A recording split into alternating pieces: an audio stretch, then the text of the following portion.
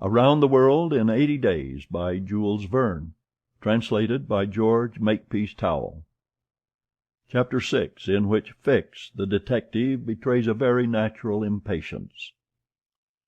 The circumstances under which this telegraphic dispatch about Phileas Fogg was sent were as follows. The steamer Mongolia, belonging to the Peninsular and Oriental Company, built of iron, of 2,800 tons burden and 500 horsepower, was due at 11 o'clock a.m. on Wednesday, the 9th of October, at Suez. The Mongolia plied regularly between Brindisi and Bombay via the Suez Canal, and was one of the fastest steamers belonging to the company, always making more than 10 knots an hour between Brindisi and Suez, and 9½ between Suez and Bombay.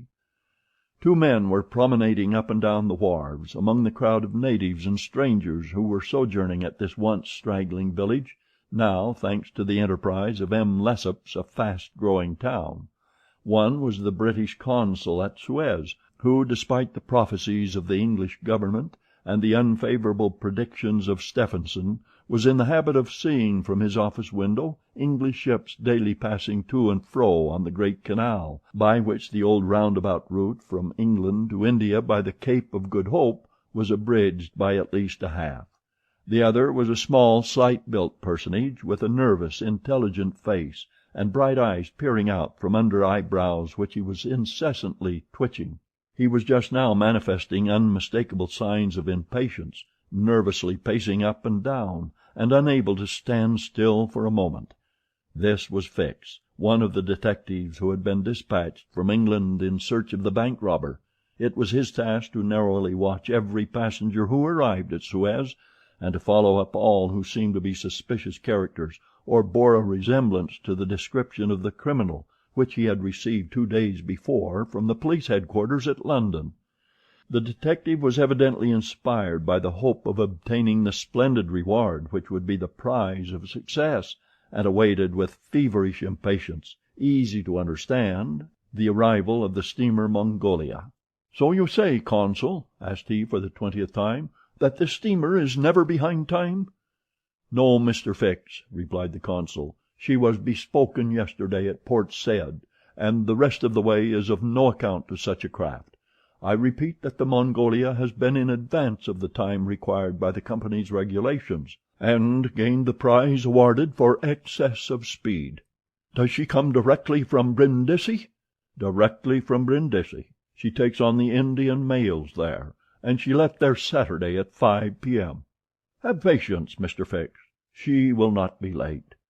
But really I don't see how, from the description you have, you will be able to recognize your man, even if he is on board the Mongolia." "A man rather feels the presence of these fellows, Consul, than recognizes them. You must have a scent for them, and a scent is like a sixth sense which combines hearing, seeing, and smelling. I've arrested more than one of these gentlemen in my time, and if my thief is on board I'll answer for it. He'll not slip through my fingers." "I hope so, Mr. Fix, for it was a heavy robbery." "A magnificent robbery, Consul. £55,000. We don't often have such windfalls. Burglars are getting to be so contemptible nowadays. A fellow gets hung for a handful of shillings." "Mr. Fix," said the consul, "I like your way of talking, and hope you'll succeed, but I fear you will find it far from easy. Don't you see, the description which you have there has a singular resemblance to an honest man." "Consul," remarked the detective dogmatically, "great robbers always resemble honest folk. Fellows who have rascally faces have only one course to take, and that is to remain honest, otherwise they would be arrested offhand. The artistic thing is to unmask honest countenances. It's no light task, I admit, but a real art." Mr. Fix evidently was not wanting in a tinge of self-conceit. Little by little the scene on the quay became more animated. Sailors of various nations, merchants, shipbrokers, porters, fellahs, bustled to and fro as if the steamer were immediately expected. The weather was clear and slightly chilly. The minarets of the town loomed above the houses in the pale rays of the sun. A jetty pier, some 2,000 yards along extended into the roadstead. A number of fishing smacks and coasting boats, some retaining the fantastic fashion of ancient galleys, were discernible on the Red Sea. As he passed among the busy crowd, Fix, according to habit, scrutinized the passers-by with a keen, rapid glance. It was now 10:30.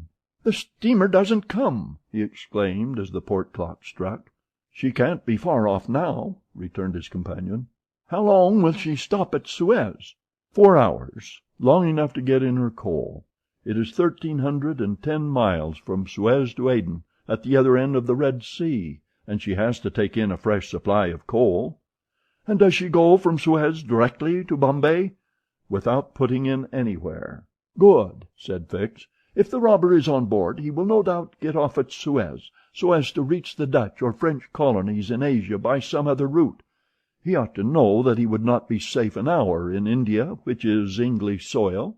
"Unless," objected the consul, "he is exceptionally shrewd. An English criminal, you know, is always better concealed in London than anywhere else." This observation furnished the detective food for thought, and meanwhile the consul went away to his office. Fix, left alone, was more impatient than ever, having a presentiment that the robber was on board the Mongolia.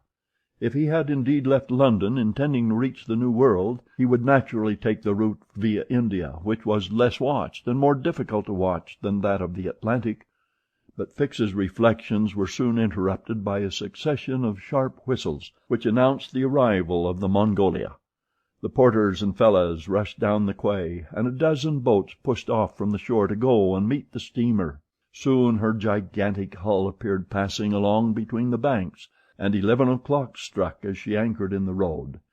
She brought an unusual number of passengers, some of whom remained on deck to scan the picturesque panorama of the town, while the greater part disembarked in the boats and landed on the quay. Fix took up a position and carefully examined each face and figure which made its appearance. Presently one of the passengers, after vigorously pushing his way through the importunate crowd of porters, came up to him and politely asked him if he could point out the English consulate, at the same time showing a passport which he wished to have viséd. Fix instinctively took the passport, and with a rapid glance read the description of its bearer.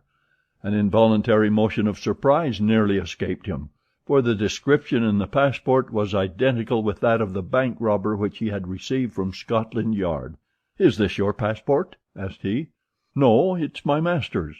"And your master is—" "He stayed on board." "But he must go to the consul's in person, so as to establish his identity." "Oh, is that necessary?" "Quite indispensable." "And where is the consulate?" "There, on the corner of the square," said Fix, pointing to a house 200 steps off. "I'll go and fetch my master, who won't be much pleased, however, to be disturbed." The passenger bowed to Fix and returned to the steamer. Chapter 7